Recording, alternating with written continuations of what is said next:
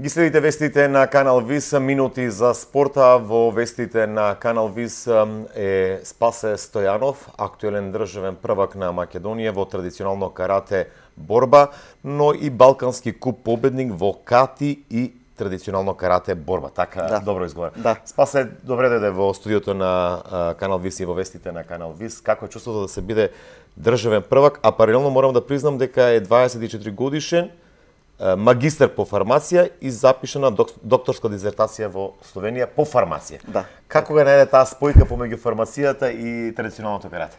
Така, најпрво благодарам што ме примивте овде во вашето студио.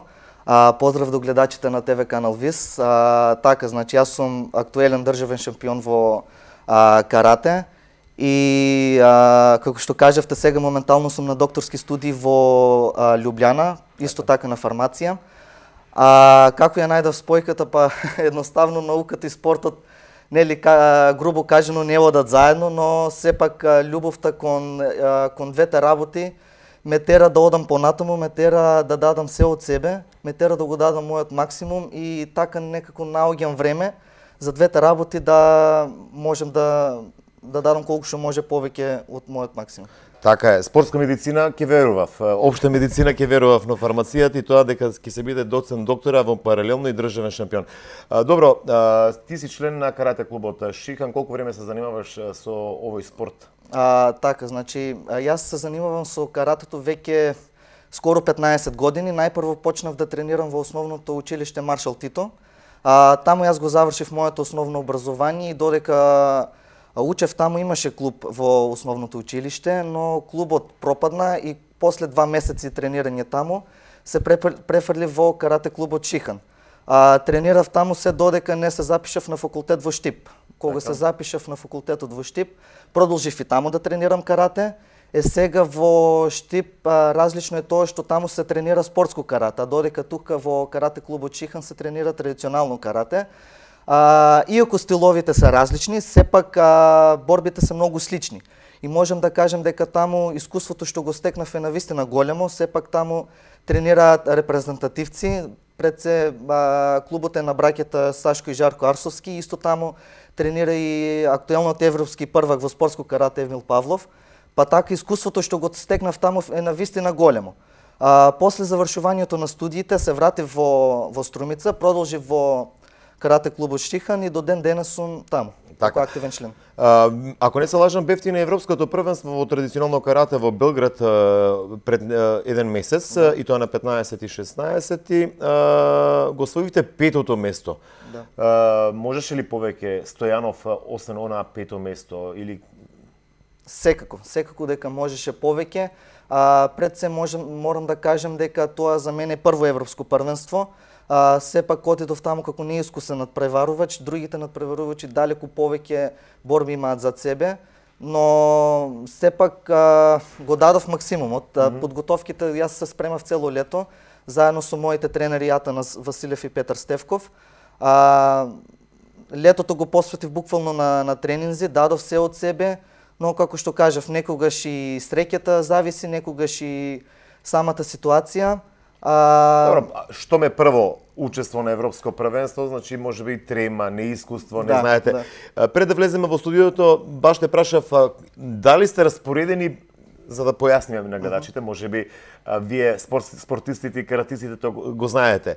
Вака не сте многу висок, не сте многу тежок. Имате ли некоја класификација кога се соочувате со противниците, кога станува збор за оние други боречки спортови? Дали во традиционалното карате се мери тежина и дали вакава ве распоредуваат? Така, негативната страна на традиционалното карате е тоа што нема категории, нема килажи, така да може ти да бидеш и во 50 килограми, може и во 150 килограми, сите сте во една иста категорија. И тоа, барем за мене лично е од една страна и негативност, но би кажал и од една страна и предност. Подинамичен сте на... Да, подинамичен сте. Сепак каратето не е толку населен спорт како да кажеме бокс, кикбокс, UFC, ММА. Сепак таму се гледат поените, се гледат на брзина и секако има одредена предност, со колку си по-лесен, толку по-динамичен, по-брз, и тоа е предноста на ова традиционално карате.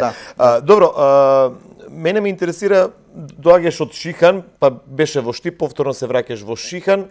Имаме ли ние вака потенцијал во каратето во Струмичкиот регион? Секако, значи... Вие сте 24 години, не сте многу возрастен, но мене ми е поентата млади деца дали го сакат овој спорт. Да, значи уште пред јас да дојдам имаше во карате клубот Шихан доста надпреварувачи кои усвојува медали и на државни шампионати и на меѓународни шампионати. Исто морам да напоменам дека кога бевме на државното првенство, освен јас во сениорска конкуренција, излегува и кадети и јуниори и карате клубот Шихан освои околу 13 медали, ако не се лажам. Добива медали во кати и во борби, така да навистина има потенцијал. Само останува на децата да не се откажуваат, да продолжат понатаму да се бават со каратето, бидејќи каратето се учи цел живот. Не се учи, не е лекција тоа да седнеш да научиш. Не е фармација. Не е фармација, да, не е фармација, туку е... Постојано треба да има континуитет. Едноставно е начин на живот, цела филозофија која што треба да се разработува, да се претумачува цел живот. Еве, и тоа ми беше и прашањето. Зошто децата на Ване Трајков, па и впрочем на сите оние кои што гледат во моментов, еве да отидат во Шихан да се запишат, што е она што како провокација те прашувам луѓево да се занимаваат со овој спорт, односно младата популација? Така, значи не би рекол дека и само младата популација, бидејќи каратето е спорт кој што, нели, самите мајстори го кажуваат дека се тренира од 7 до 77 години, така да тоа е предноста што нема строга граница да се каже мора од толку и од толку да се почне да се тренира. Секој може да се запише, не мора да биде професионално, може и така рекреативно за себе. А зошто да се запишат? Затоа што каратето е еден од топ 3 спортови кој што е корисен за правилен психофизички развој. Може би нели не е толку не е атрактивен како фудбалот, не е атрактивен како кошарката, но сепак е предноста тоа што пред се те гради како карактер, те гради како личност. Јас можам да кажам дека тоа сум го осетил на моја кожа, те гради карактерот ти го прави многу подсврст, те изградува во многу по-стабилна личност. Имаш самодоверба, предпоставувам. Да, самодоверба голема и секако те мотивира да не се откажуваш било на кое поле, не само во каратето, туку во целиот живот, било каков проблем да најдеш, секако таа мотивација што ја стекнуваш од каратето ти се наоѓа. Ги има уште тие појаси или грешка сум да не... Да, има појаси, значи појасите се рангират, така што најпрво кога се запишуваат членовите им се дава бел појас, и потоа со текот на времето ги полагаат другите појаси, почнува со жолт, црвен, зелен, син, кафеав и на крајот доаѓа црн. Се уште меѓу јавноста постои теа во тебе, мислам, каратето, веднаш кога ќе се каже карате, тоа е спорт за самоодбрана. Па не би рекол дека е за самоодбрана. Тоа сакав да демонтирате или пак едноставно да го потврдите тоа. Пред малку рече дека го зацврстува карактерот, ја зајакнува самодовербата, желбата за соочување на предизвици. Така да. Во тој контекст, дали е спорт кој што може да се користи во самоодбрана? Па добро, да, може секако. По филмовите тоа го гледавме. Секако дека може да се користи во самоодбрана. Сепак целта на каратето е да го со силата на противникот, неговата сила да ја искористиш и да го совладаш него. Без разлика дали е тој поголем од тебе, дали има поголема мускулна маса, сепак целта на каратето е силата која што ја има противникот да ја искористиш против него. И затоа велам дека тоа е цела филозофија и не се учи цел живот. Па и тоа гледачите може да го видат на рингот таму или на душекот каде што ти си понискиот, мораме да признаеме, за разлика од останатите противници, кои што ги гледате, почитувани гледачи. Следни планови во иднина поврзани со каратето, освен ова дека вие сте на докторска дисертација по фармација во Љубљана, Словенија, на спортски план. Така, значи до крајот на годината има уште 2 првенства, тоа е светски куп во Бразил и европски клуб во Словенија во Порторош, но најверојатно нема да учествувам ниту на едното ниту на другото. Зашто? Причината е финансиските проблеми, бидејќи сепак да се оди до еден Бразил потребно е големи финансиски средства, пред се за авионски билет, а потоа за хотел, за котизација, за храна таму што треба да се биде.